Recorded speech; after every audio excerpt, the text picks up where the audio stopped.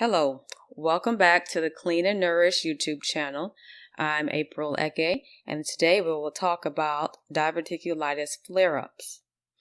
So, how do you handle them? How do you reduce the duration of a flare-up? And how do you prevent them in the first place? So let's get into it. What are the symptoms of a flare-up? How do you know you're having one? Usually people experience pain from the inflammation, and from the infection, you experience fevers, chill, possible vomiting, even bloating and gas. And it's not a pain that you can ignore. That's how you know you're having a flare-up. You will feel like being hunched over on the floor or calling the ambulance right away. So after you go to the doctor, they usually give you antibiotics and they recommend a liquid diet. So what do you do when you get back home? So today I'll be going over what do you do to take care of yourself when you get back home so that your flare symptoms are further reduced and that you can prevent the next one.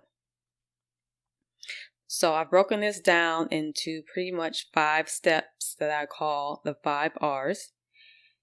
They're natural remedies and actions that you can take and easily add to your daily life. So I pretty much have broken down the proper response to the flare-up into 5 steps. So they are: 1, recognize the flare-up. 2, reduce whatever you're doing that exacerbates the problem, like what you're eating and what you're drinking. Repairing and consists of consuming anti-inflammatory foods. After repair, you remove. What are you removing? Well, you're removing the build-up of waste in your diverticula that caused the flare-up. And after you remove, lastly, you renourish. You renourish your bodies with vitamins, minerals, and rest. So let's go back to the first step. Recognize the flare-up. This is important because sometimes when your body is telling you something is wrong, something's going on, we have such busy lives that we ignore those signals. So sometimes you feel a little bit of pain or a little bit discomfort, or even before a flare, you may recognize that you're more tired and fatigued than you usually are. And these signs come before a full-blown flare-up, and I want you to practice listening to your body and recognizing these signs before the flare-up becomes more severe. It's important to recognize the flare-up right away so that you can begin your healing process as soon as possible. So, the next step, after you've recognized the flare is coming, after you recognized, even sometimes, like I said, you may have had the full-blown flare, and you've gone to the doctor, they've given you antibiotics, but you need to continue your healing process. So even after that step, you want to reduce. And what's reduce? You don't reduce anything adding to the problem. So I said earlier, what you're eating can add to the problem.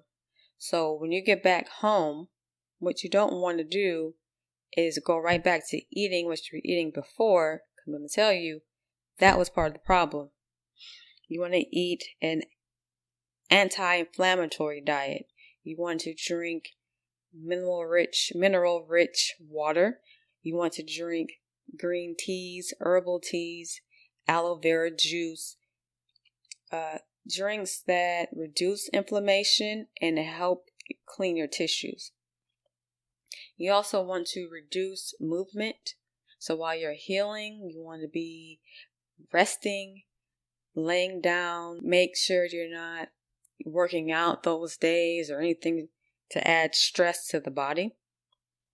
Speaking of stress, you also want to reduce any emotional stressors as much as possible.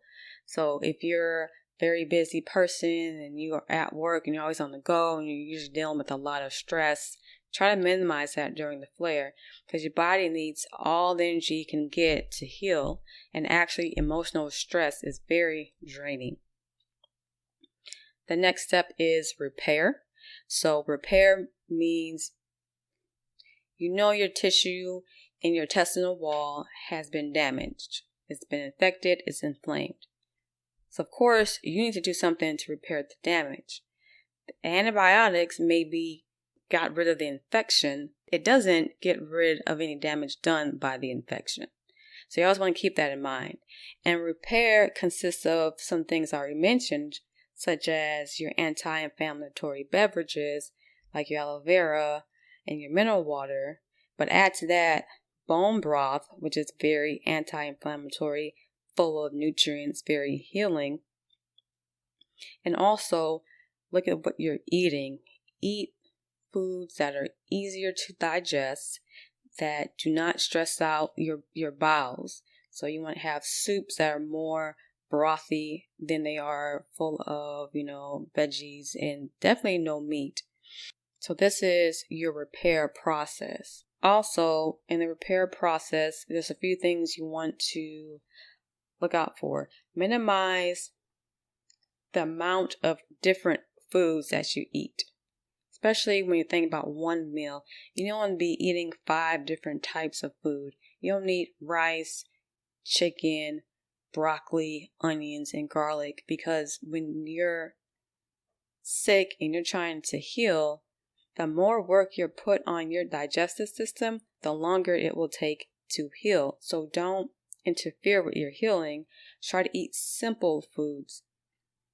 If you feel like you can go back to vegetables, eat steamed vegetables. So the next step is remove. So remove is after the flare up, after you've healed, after you've returned back to work and you feel good, you're not experiencing pains, chills, or fever. Now you get to the remove step. And what does that mean? So your liquid diet and your soft foods has helped your body heal. But now is the time, since your intestines are in a less sensitive space, now is the time to do a heavier cleanse of your bowels. This is when you increase your fiber intake to help push through, that stool that's just been sitting there. So in combination with your fiber, what you want to do is add bentonite clay and or activated charcoal. And why do you want to add these things? Well, fiber helps your intestines push stool through the body, but that clay and the charcoal, what that helps with is drawing the waste that have been building up in your mucosal layers out, and to move out all that waste that was built up in the diverticula. And you want to do this in combination with certain herbs. So there are key herbs for anybody experiencing inflammation in the gut. So in combination with the fiber, the bentonite clay, and the activated charcoal, you want to add to that herbs that help soothe the mucosal lining. And so slippery elm is one of those important herbs that are really good and is well known for reducing inflammation in the intestinal wall and to soothe the mucosal lining. And marshmallow root is another popular one, and it does the same thing. So after you remove, or even while you're removing, you can go to the next step, which is Re-Nourish. So after your body's gone through all this stress, this flare up, and this try to heal, it's easy to understand that you may have depleted your body of some nutrients during that time, and you want to replenish those nutrients. So increase your vitamin intake, your antioxidants like your vitamin C. Make sure you always have a multivitamin and take those every day. Increase your mineral intake. People are usually deficient in magnesium and deficient in calcium. And especially when your body is undergoing stress, the first nutrients that get used up are usually minerals. And so to have a good supplement with all your minerals in there, your magnesium, your calcium, your phosphorus. Hopefully these steps help you. Again, they are: 1, recognize the flare-up is coming. 2, reduce anything that can exacerbate the problem. 3, Start the repair process by consuming anti-inflammatory liquids and foods. 4. Remove that stool and those wastes from the bowels, and renourish. Replenish your minerals and replenish your vitamins. So hopefully this video helps you plan to avoid a flare, but if you get one, hopefully it helps you reduce the duration of the flare. Thank you. Leave your comments in the comment section and like the video and subscribe to the channel.